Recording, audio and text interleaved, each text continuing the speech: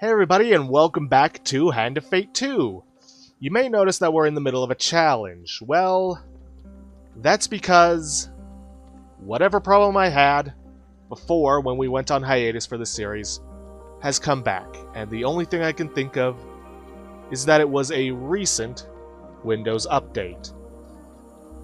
Because that's about the only thing that has changed. So it seems that Windows really doesn't want me to finish recording this series.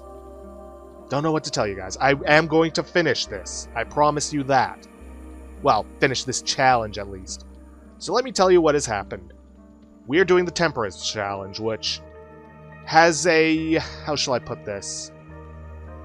Basically, there's very little food.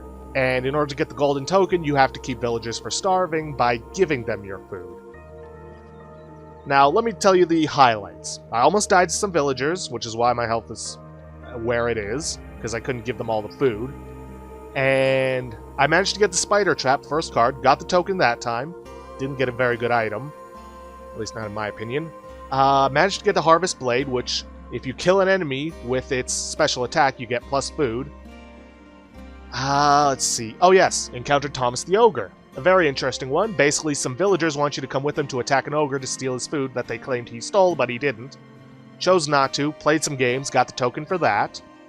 And I got saved by the Maiden, Yvonne and Yvette's cottage, and the friendly innkeeper because I had plenty of gold to buy good amounts of food. I believe we are on the last level, so I'm going to keep going. Sorry if this is such a short video, but like it is. Thankfully, this is at the end of the week.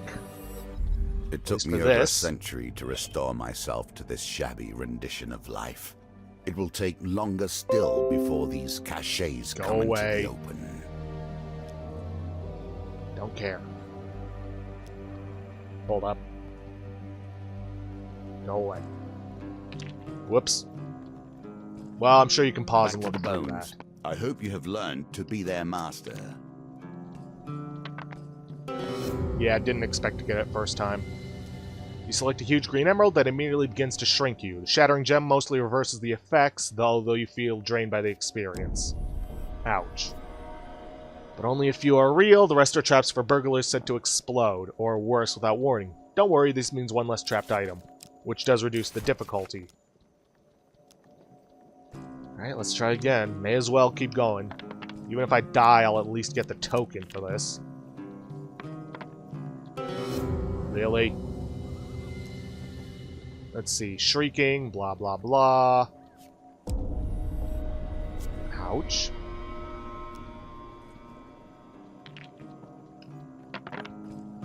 There we go.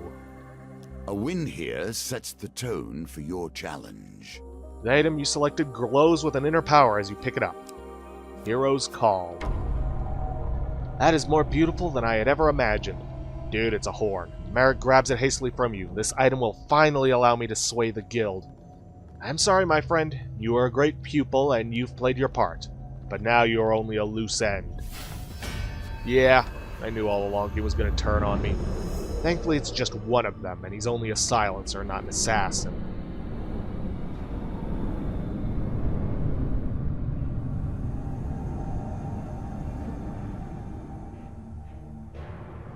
Come on, it's 2-on-1. You don't have a chance. The city breeds quick hands and hard hearts.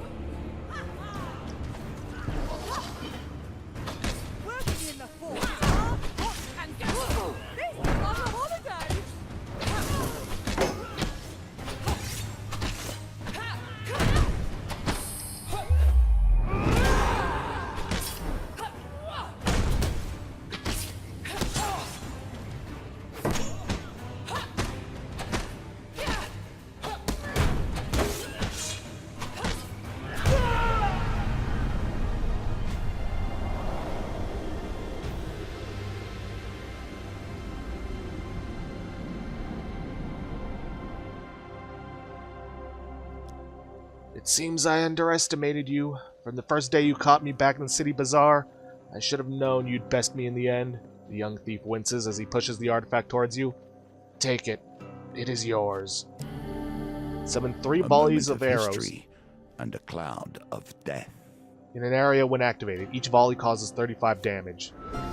Well done. The gates to the vault begin to close and you make a hasty exit.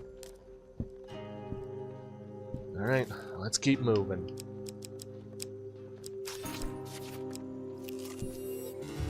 Hungry peasants. Come, come, I've plenty of food for you.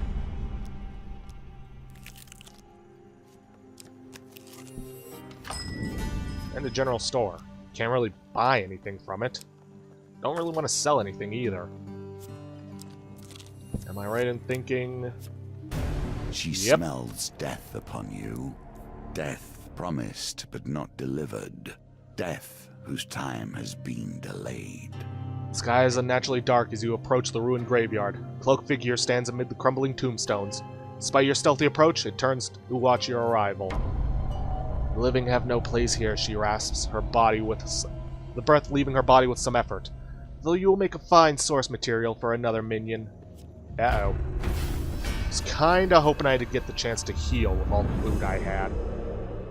No matter, I can handle this. We've beaten a necromancer before. It's no different than the fight with Malcalypse. Well, with his storyline.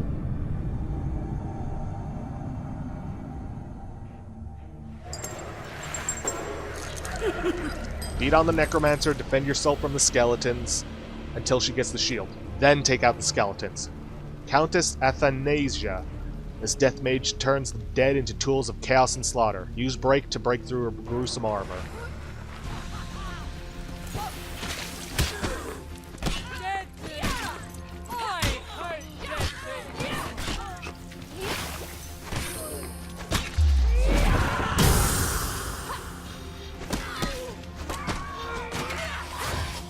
Whoa, that was not a bomb like I thought it was. So yeah, even using it on the undead, which are actually kind of a perfect target for it, will actually do you some good. Thing is, we didn't really... Well, actually we did. There was one, Carriage of the Undead, but I chose to follow the skeletons instead of fight them. Thought they would lead me somewhere interesting. I mean, they did, but not the kind of interesting I wanted. Now, as you can see, she is somewhat healing.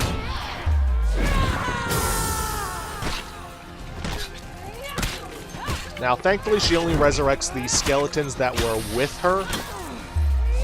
You know, the ones that first spawned in.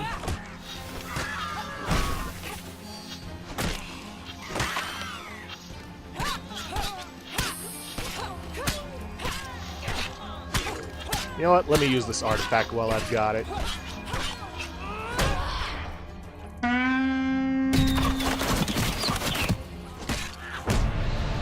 And with that, she goes down, and her skeletons with her.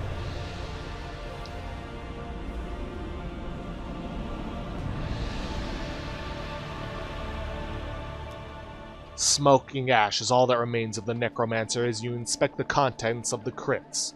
There you find letters written and signed with the Emperor's seal, each one calling for your death. What have you done to earn the Emperor's wrath? As if in answer, the voice of the hermit rings in your ears. It is not what you have done, but what you are yet to do. A powerful force presses against you, and every move takes you closer to the end of the game. You have few friends now. This is what we seek to eradicate. These creeping horrors that stretch across our land. For killing the necromancer, we get the Wretched, Thomas the Ogre, Mystery Chest, Thunar's Talons, Thorn Shell, Ring of Defense. Kind of a bland ring to get this late in the game.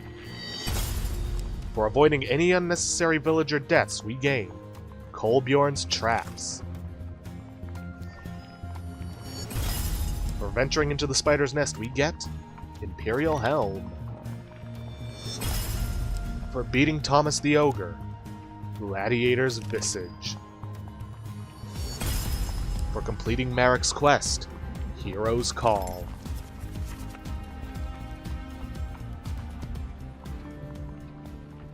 With that, we have beaten Temperance. A shame you won't be able to see the first half of it, because it was pretty damn interesting. So, thankfully, this is the last Hand of Fate 2 video for the week. I will do some testing over the weekend to see if this was just a fluke. If it wasn't, then I'm afraid we're going to have to go on temporary hiatus again.